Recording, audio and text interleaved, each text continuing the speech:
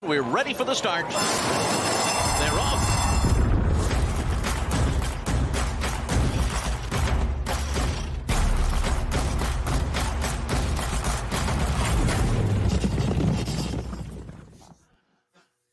Welcome in, everybody. It's official. Jeff Siegel and Jeremy Plonk for First Bet and Express Bet, where each week we take 5 topics from the previous weekend, try to light the tote with them with the official sign. Jeff Siegel, we've got a big weekend.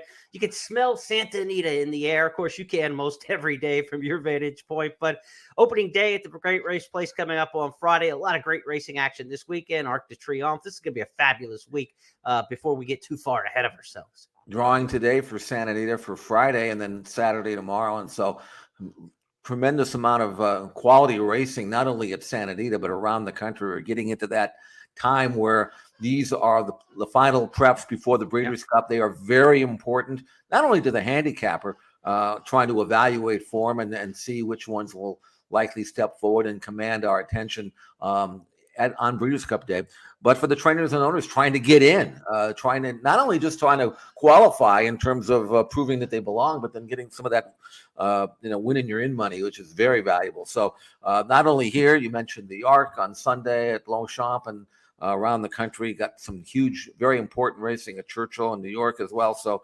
looking forward to several good cards on the weekend.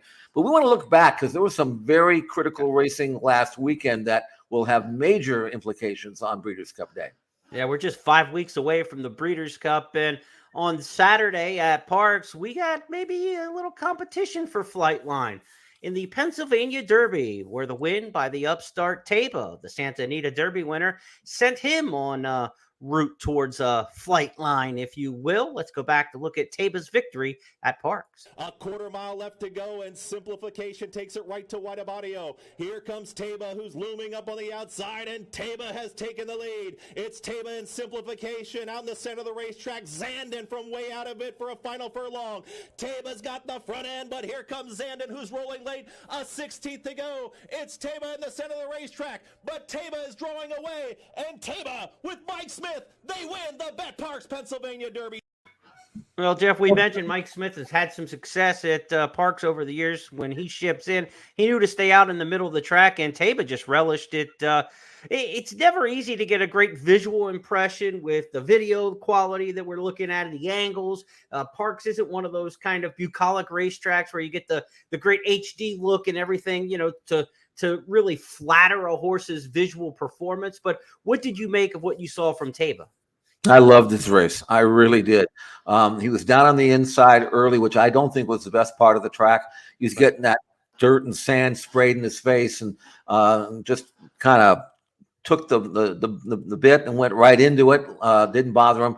And then Mike wisely took him to the outside, which I thought not only was the better part of the track, but it also got him away from that flailing dirt. Mm-hmm. And when he got clear into the stretch, he quickened like a really, really good colt. And while there is a possibility, and I want to ask you about this about Zandon and Cyberknife coming out of the Travers race, mm-hmm. They were handled rather easily here, and maybe they were over the top, maybe not. But beating those two horses in convincing fashion, such as he did, and a lightly raced colt with plenty of upside, I just wonder whether or not Taba might eventually prove, he's not there yet, but proved to be the best 3-year-old in the crop. The number was strong. It was a career top. It was in 1 1/8. He looked like he'll go 1 1/4 miles. He's still far removed from what a Flightline is capable of doing. But this is a 3-year-old with just 5 starts, so we don't know where his upside is going to be. I love the race, Jeremy. We both of us thought that he was probably going to win, but this was even better than I expected. Yeah, and look, he's a 2-time Grade 1 winner now, right? He has the Santa Anita Derby. He's got the PA Derby. This crop doesn't have a lot of 2-time Grade 1 winners. I believe on dirt, the only other horse is Cyberknife. And Cyberknife, winning the Arkansas Derby and the Haskell. I think Epicenter's got just the one Grade 1 victory in the Travers Stakes. His other wins Grade 2. Certainly ran well in the Triple Crown races, Derby and Preakness to run second. But he's in the conversation, right? He's right there with Epicenter, and he probably gets a winner-take-all shot on who outfinishes whom, maybe in the Breeders' Cup Classic. You may need to win it to upend Epicenter, because I think that Travers is going to carry a lot of weight, plus his 2 placings in the Triple Crown. Right now, I think as far as voting goes, it's still Epicenter for the 3-year-old champion. And even if Taba were to outfinish him slightly and they run second, third, fourth, something like that in a Breeders' Cup Classic, probably not enough to get the championship. But you're talking about who's the best 3-year-old. He's up there with Epicenter, right? I mean, I think those are clearly the 2 horses that you need to talk about in the conversation at this point. And Taba has upside. There's no question about that. Again, lightly raced, we thought it was a little blasphemous after the 6-furlong career debut to throw him right into the Santa Anita Derby. He obviously handled that well. Not a stellar Santa Anita Derby this year. So some years that Grade 1 Santa Anita Derby looks like a really good bulletin board material on your resume. This year, maybe not quite as much, but how he did it with no resume under him and no foundation under him has to give plaudits to the horse, right? I mean, you have to give credit to a horse who can do that off just the 6-furlong race. So Taba's right up there, Jeff. I mean, I'd still put Epicenter ahead of him at this point, but that could change for Breeders' Cup, and we still have the Malibu at the end of the year. It could be back, would they run a lightly raced Taba after the Breeders' Cup in the Malibu in a Grade 1 to try to win a 3-year-old title? Who knows? I think they would, and here's what I'm thinking. If he were to outfinish Epicenter, finish ahead of him, even if he doesn't beat Flightline, they, being Bob Baffert, could come back and run him in the Malibu, which would give him a 3-1 edge in Grade 1 win if he were to win that. Yeah. And certainly we know he can sprint. He won his first start. As impressive as you could be, I'm looking at the form. He earned a 103 Beyer number in his debut when he sprinted and ran 6 furlongs and won that race. So a 7/8 race in the Malibu would be great. And they would use that as a springboard to Saudi Arabia, which we know this owner will want to go. So, to me, it's there. Yes, I agree. Epicenter is still on top, but there are 2 races here still to be run for Taba if they want to run him in. Obviously, they're running him in the Breeders' Cup Classic, and then maybe if they felt he needed it, maybe the Malibu as well. So it's still open, and I would not have necessarily thought that after the Travers. But when you see what Taba did to Zandon and Cyberknife, which he did the same thing to them, that the Epicenter did. Yeah. Now you have to say, okay, he's right there with them. He really is, and he's only had half the number of starts, so there's still more upside perhaps with Taba than there is Epicenter. But we're going to see a race within a race. You're going to see a couple of guys trying to finish second if they can't win, because there's an Eclipse Award that might be there for the taking one way or the other. So it's going to be a fascinating classic, notwithstanding Flightline's quest to remain and maybe even finish out his career undefeated. Yeah, look, there's a little bit of that hangover. Not a little bit. There is a hangover from Medinas Spirit and the situation there. Same connections, owner, Baffert. So there's going to be some people that will not be in the camp of Taba when it comes to a voting procedure. That's just human nature. That's part of a human voting process. No question. It's not a point system. It's not the NASCAR points race to win championships. So that's going to be in play. So that probably puts the onus on Taba to really make a statement on the racetrack that will refute some of the personal feelings that I or anyone else may have, against what happened with the Medinas Spirit situation, wherever you sit on the fence there. But what we know about this is they've run once already. Epicenter did beat him in the Kentucky Derby and fairly handily when running second, and Taba was off the board that day. But of course, again, just 3 starts for Taba at that point, just 4 starts now. We run it on the track, right? We're going to find out on the racetrack, and that's the good part about most things in this game, is we get to see them solved on the racetrack. So we will look forward to the Breeders' Cup Classic with even a little bit more intrigue now after the victory by Taba and after the victory by Epicenter in the Travers Stakes. That's about the best setup you could have, Jeff, because nobody else in the Classic division of the older horses, the handicap division, we're going to provide any intrigue against Flightline. So to have 2 3-year-olds who are going the right way right now is at least the best sign we can have for this year's Classic. Yeah, and I'm curious. I want to throw this by you one more time. Zandon and Cyberknife, are they over the top? They've had a hard campaign. Do they go to the Breeders' Cup now and risk falling back even more, or do you kind of put them away and make them a 4-year-old? There are plenty of good races for 4-year-olds. Yeah. I don't see Zandon or Cyberknife in their current form even remotely challenging either Flightline or Taba. I mean, what do you do? I mean, I think the Dirt Mile becomes a consolation prize for 3-year-olds a lot of years when the Classic looks really tough. right. I think Cyberknife is a horse for the Dirt Mile. Zandon, I'm not sure if he's quick enough for a race Right. like that, but that would be an alternative for them for sure. I don't know if they're over the top or not. I thought Cyberknife ran really good in the Travers. Did he regress some here? We've seen some horses go to Parks and just mail it in over the years. Right. Nyquist, California Chrome, Alpha Sure. after dead heating in the Travers came back at like 2 to 5 and ran up the track.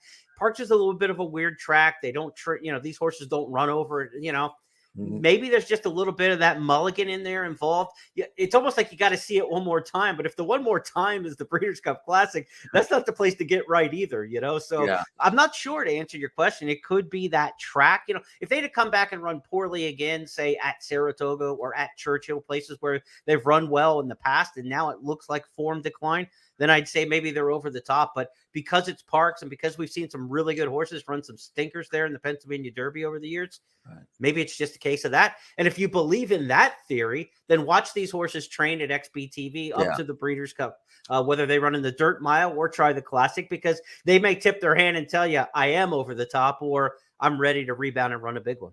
Yeah, I agree. So we'll be watching that. But the cream is starting to rise to the top, and we've got 3, I think, head and shoulders above the rest, with the 2-year-olds we mentioned, 3-year-olds, Epicenter and Taba, and of course Flightline. I think everybody else is a couple of rungs down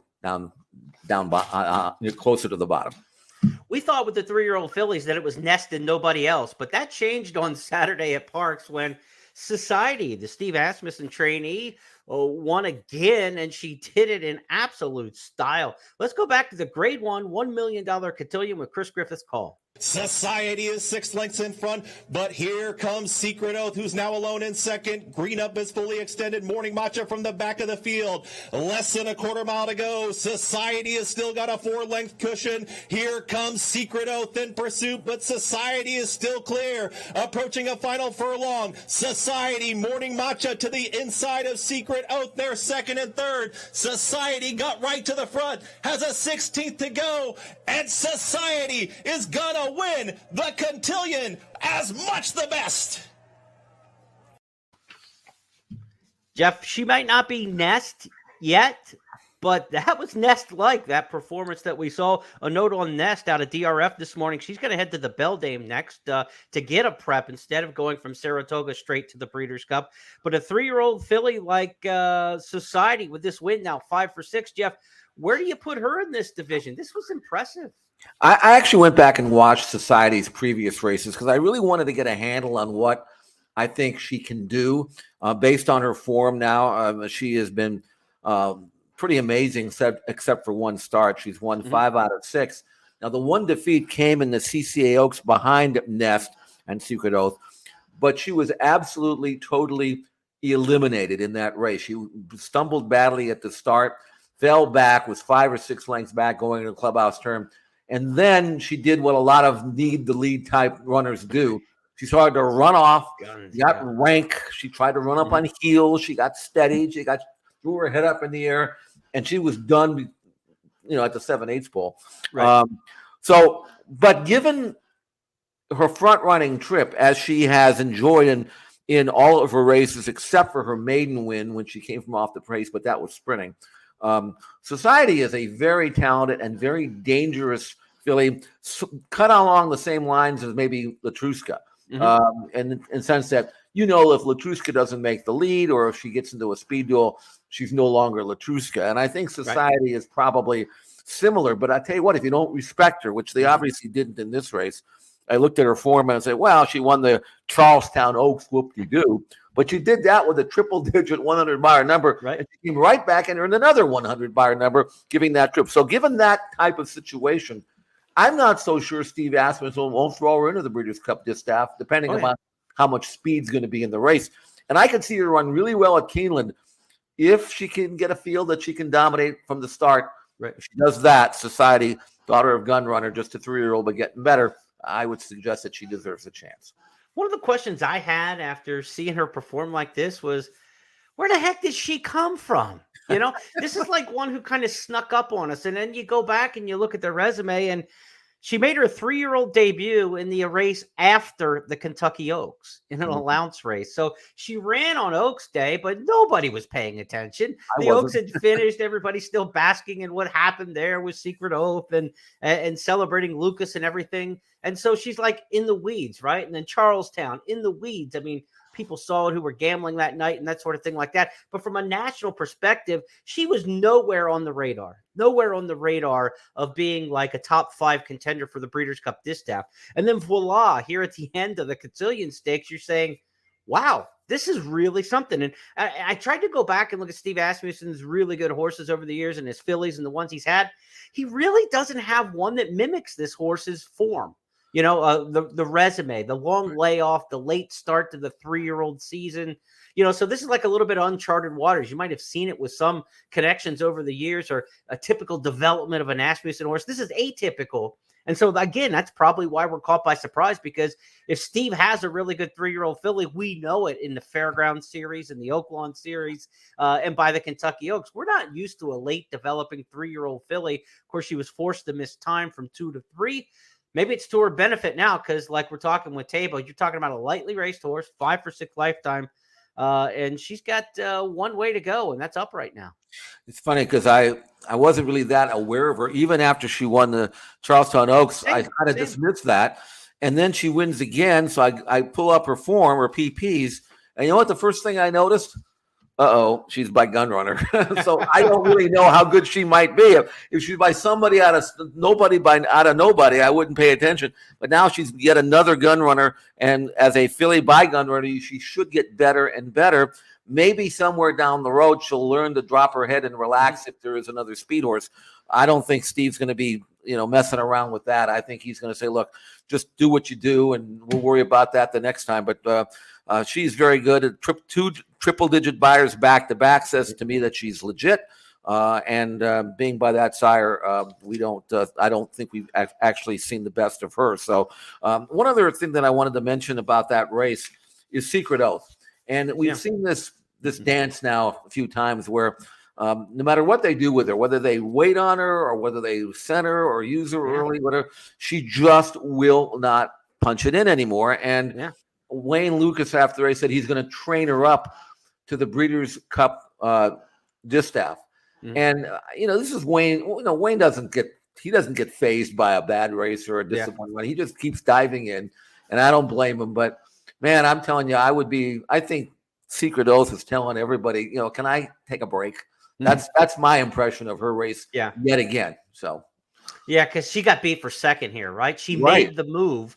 And if she makes that move and just can't get to Society and finishes 3 lengths in arrears and is galloping through the wire good, you say, okay, just situational, right? Society got away, ran a great race, but that was a good effort from Secret Oath. The fact that she got beat for second and just hung in the stretch, she ran the same kind of race that she did in some of her other losses and should not have given up second place in here. I kind of agree with you there, and we'll see what Lucas can do with 5 weeks between now and the Breeders' Cup, 6 weeks between the Cotillion and the Breeders' Cup distaff.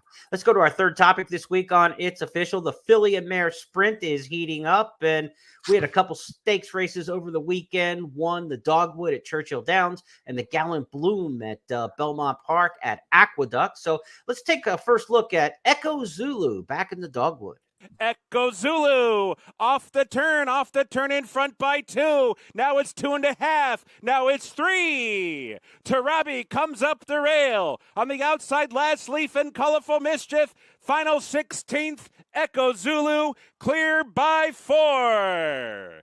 And what a night for Gunrunner. Echo Zulu is champion filly, returns to her winning ways. 5 lengths in the end. Tarabi was second. Colorful Mischief was third. Travis Stone said, what a night for Gunrunner, the sire of Echo Zulu. He sired the winners of the Dogwood, the Seneca, and the Harrods Creek, 3 stakes winners on the card at Churchill Downs Saturday night. That was after he had a grade 1 double at Parks with his offspring, Taba and Society, who we've already seen here on It's Official, Jeff. 5 stakes winners, 3 of them graded, 2 of them grade 1 from the unbelievable Gunrunner. What a group of 3-year-olds and horses he has now. And And the future looks mighty bright for him at stud. I tell Present you, looks bright. try to breed to him next year. See how far you get. The thing is, I mean, you better have a grade one or a group quality a mare or one that has produced one. But I like this win for Echo Zulu, and now, see, we talked about this race last Friday, and I was actually convinced that Echo Zulu was not going to run because he had the other one in there, Wicked Halo, and he even said they were not running them both, but I don't know which one I'm going to run. And I looked at the work tab and I figured, you'll probably, give Echo Zulu a little bit more time and then point for Keeneland. But when he ended up running Echo Zulu and scratching Wicked Halo, that told me that Steve thought she was ready, and boy, she ever were. And now you would have to think that the Breeders' Cup Filly and Mare Sprint is in play. Yes. And if you look at Echo Zulu's form, here she's only run around one turn 4 times. Okay, the margins of victory in those 4 one-turn races were 5.5 in a maiden race, 4 in the spin away, 7 1/4 in the Frisette, which was a one-turn mile, and this race by 5 1/4 going 7/8 of a mile. So you could make a case that gun runner or not, Echo Zulu, who kind of looks like a sprinter, she's kind of a compact filly, might actually be better around one turn. And with this race up behind her, and a career top number to boot, you would think that Echo Zulu now has to be considered a major contender in the Breeders' Cup Filly and Mare Sprint, wouldn't you? Yeah, because like CC looks good, but not dominant this year. Right. In the division, you don't have a Gamine who has just run off the screen. Right. Bella Sophia looks like she's kind of on the south side of her best form in New York for Rudy Rod. So the division's there, right? I think that there's a spot for a 3-year-old filly, and Echo Zulu probably made herself a major contender off of that win in the Dogwood. Mm-hmm. Also on Sunday at the Belmont at Aqueduct meet, we had filly and mare sprinters in action where the Gallant Bloom Stakes featured Kamari. Kamari now moving up on the outside. It is Lady Rocket with the lead. Kamari still under a hand ride here as they come down for the 8th pole. It is Lady Rocket who is all out to hold off Kamari. Kamari on the outside and Lady Rocket. And the two of them will battle it out to the finish in the Gallant Bloom. And it is Kamari who wins by a length at the end. And she covered the 6.5 furlongs in 1 minute, 16 2/5 seconds. Jeff, that looked like a 2-horse race on paper, right? The speed of Lady Rocket, could Kamari run her down? Those two put a lot of distance in the chicklets between them and everybody else coming to the finish line. What do you make of Kamari, as she would certainly have an option maybe of cutting back to 6 for the Breeders' Cup Sprint, going to 7 for the Filly and Mare Sprint? Where do you think she may fit in? Well, this is something that Wesley Ward addressed after the race, and he says, look, I know that the Colts will be tougher, and she probably would be among the favorites in the 7/8 race.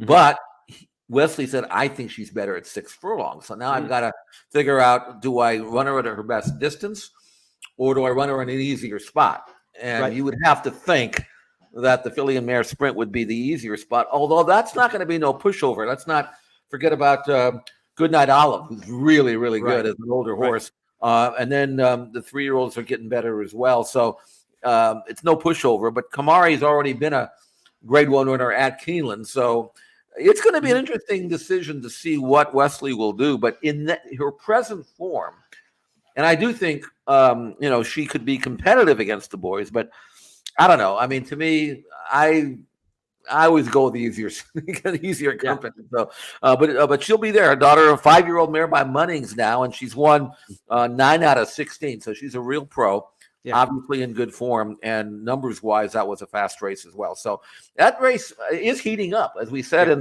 the title. That's going to be competitive. There's no standout. Sometimes we get a standout, but now this year you're going to have at least 3 or 4 that you could certainly back with confidence. Yeah, I'm glad you mentioned Goodnight Olive because she slipped my mind there, but definitely one in the top and near the top, if not the top of that division right now after the victory at Saratoga. Let's go to our 4th topic this week, and we head overseas. It's Arc de Triomphe weekend, so we're looking ahead to international racing. But let's look back to what we saw last week overseas, Jeff, because there were 3 races that could have Breeders' Cup implications that you've identified, including Rebels Romance. And we sent it to Cologne, Germany. Jetzt kommt San Marco an der Außenseite und er ist da. Da innen Alaska-Sonne, ganz innen Assistent, der läuft ein Riesenrennen und noch weiter innen Rebels Romance mit der 3., mit der 4. Luft und seiner ganzen Klasse. Rebels Romance innen, außen ist San Marco, dann Amazing Grace. Rebels Romance gegen San Marco. Rebels Romance, Wahnsinn, was ist das für ein Pferd? Rebels Romance gewinnt für Godolphin und Charlie Appleby. So I got Godolphin, Charlie Appleby, and Rebels Romance out of the hat. And this is the horse, Jeff, who, we've talked about Rebels Romance a couple times in our handicapping shows and things like that.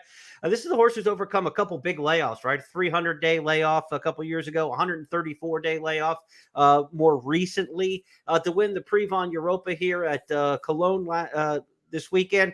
Mm-hmm. What I found was interesting in reading some of the post-race quotes is William Buick said this horse is better on firmer ground.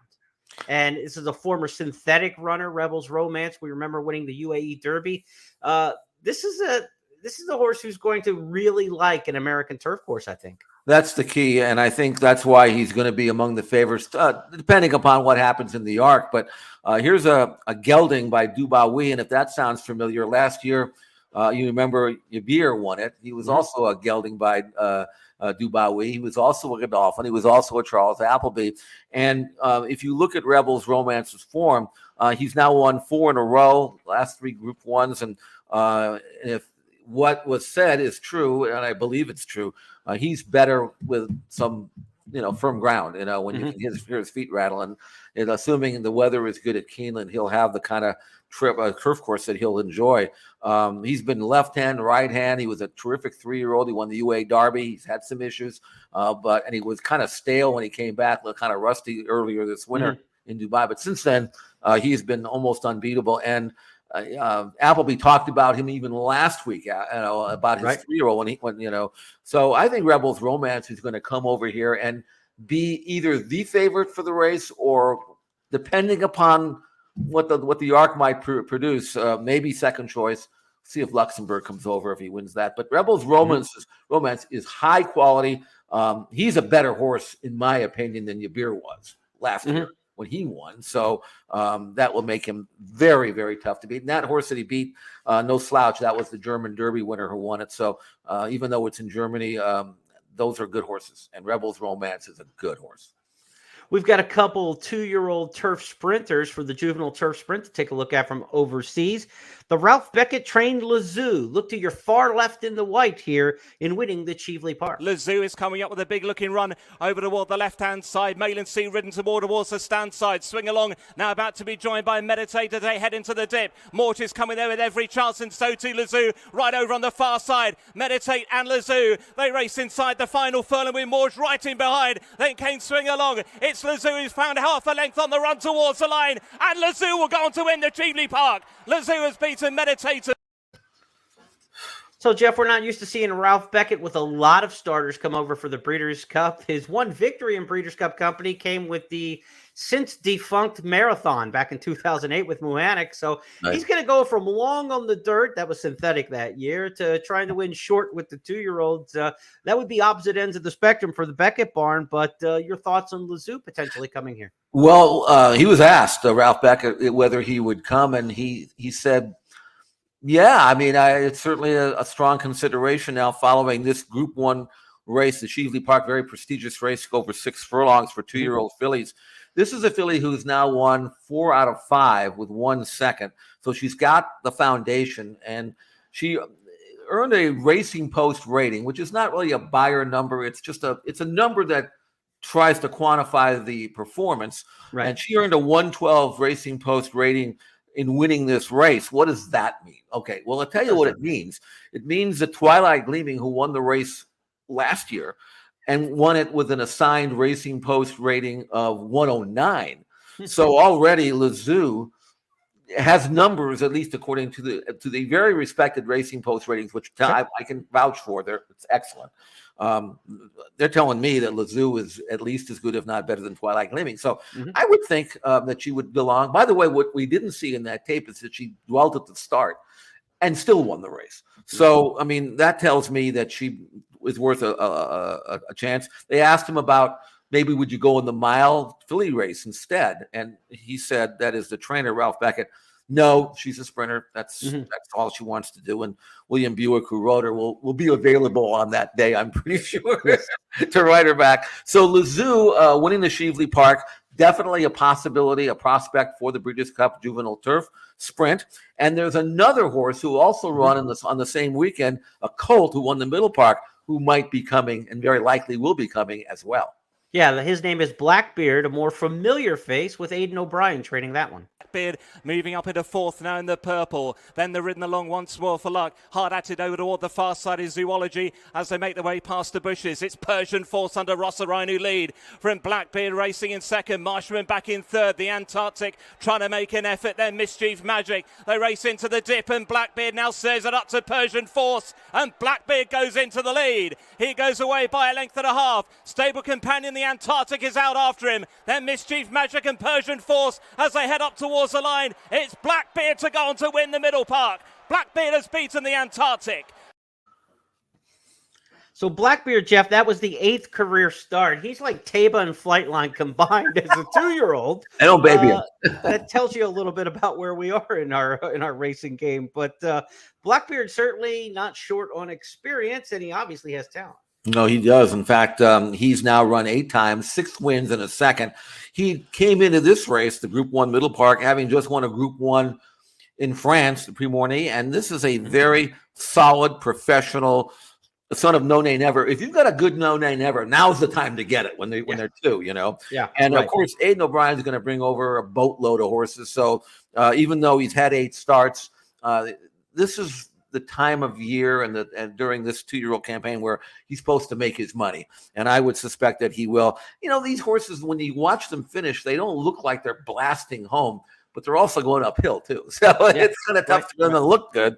But again, in talking about the Racing Post ratings, I mentioned that Lazoo earned a 112 when she won her race.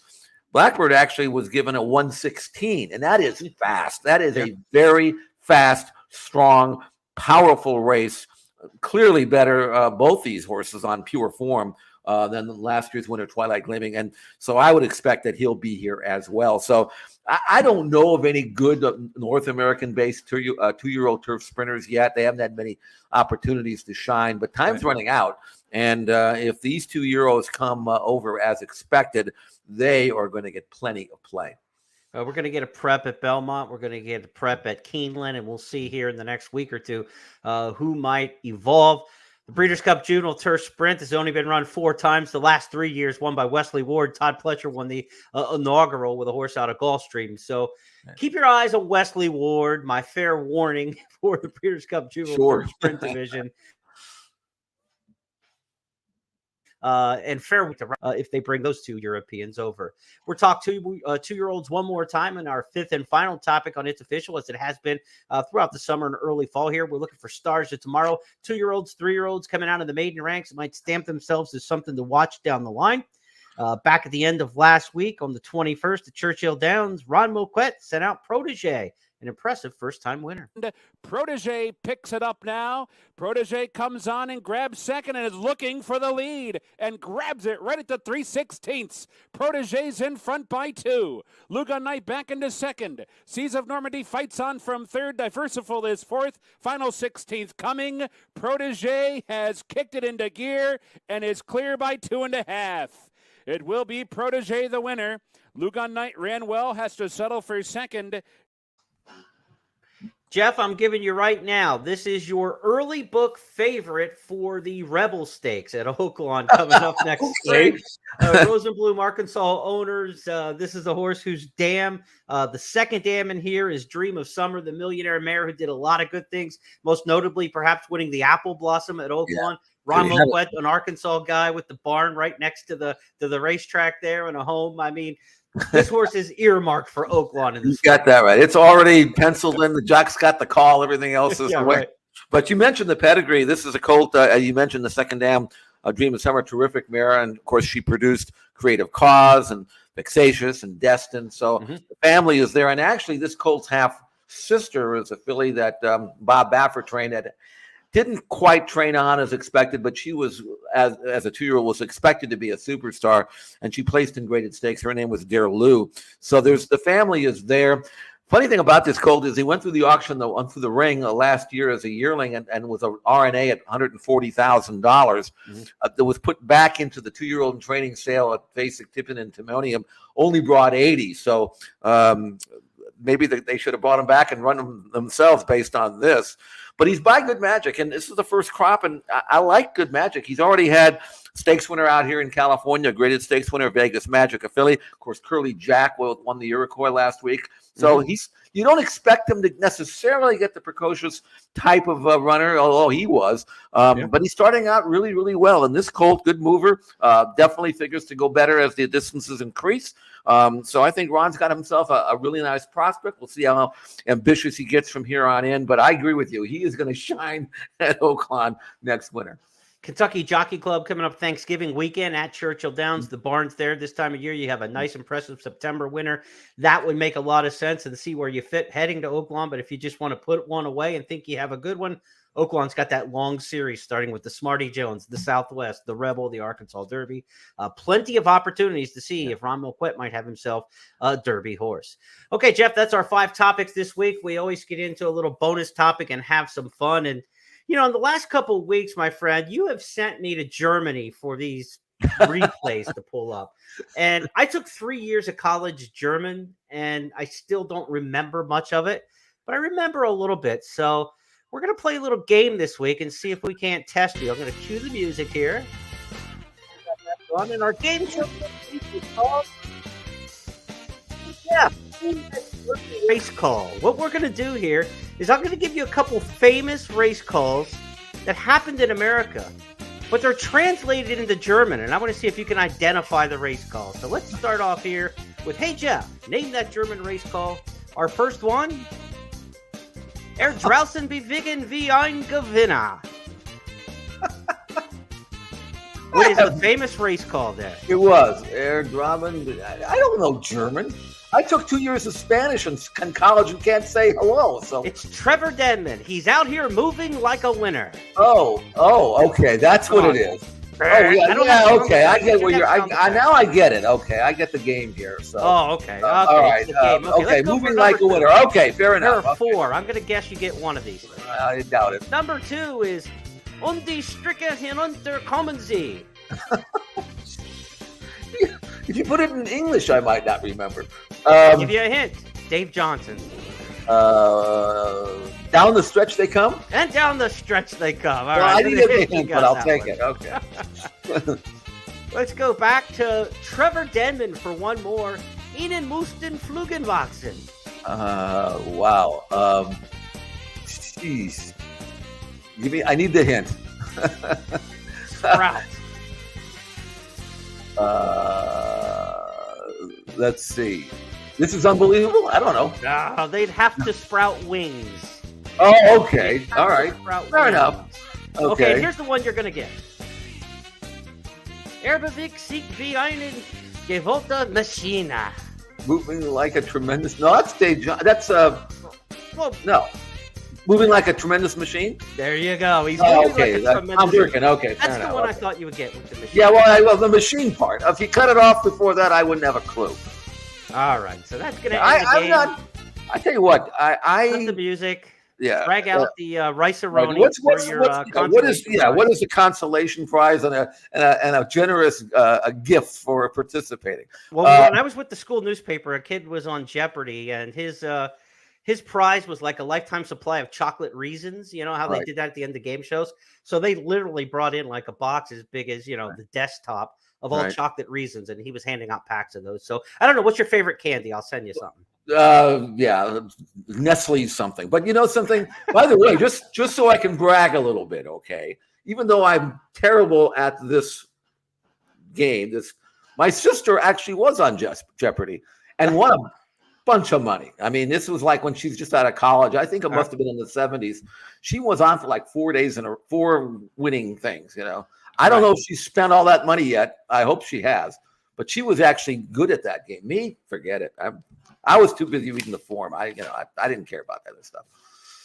But did she win? Hey, Jeff, name that German race call. No, I don't think that was part of the topics, you know. I think this is going to catch on. I think it's going to be a fair. Okay. Well, you know, maybe do one in Spanish. I took 2 years of Spanish in college, but that was 1970, and I think the language was kind of new at the time. It's been so long ago. 50 years. Who remembers anything that you learned 50 years ago? Not me, that's for sure. That's going to wrap up this edition of It's Official. If Jeff keeps throwing me these German race calls to fetch for you guys, that's the things last like this one. are going to happen. So it's really the onus is on Jeff for sending me to Cologne, and I believe I don't know Dusseldorf. Was it Dusseldorf? Yeah, it was. You know, hey, listen, I'll go anywhere to fight a good horse, and there you go. those romances might win the Breeders' Cup Turf. So that's why we didn't even have to hear the call. We could just see the horse in front. That's all we needed to know. Our 5 topics are now official because Jeff and I said so, and we're going to be back to do it all again next Tuesday as we recap opening weekend at Santa Anita, Arc de Triomphe Day in France. So much going on. We've got Life is Good running Saturday in the Woodward, I believe. Is it the Woodward? Yeah. Now? There's the race at Aqueduct this fall, Right. this weekend. So a lot going on. We'll be back to recap it in a week on It's Official. But between now and then, you'll see us on Friday as our First Call podcast. We'll preview all those weekend stakes with Jeff's handicapping styling. So, partner, get to work and brush up on that German, would you? Okay, I'll have it. I'll be speaking fluently by next week. That's a promise.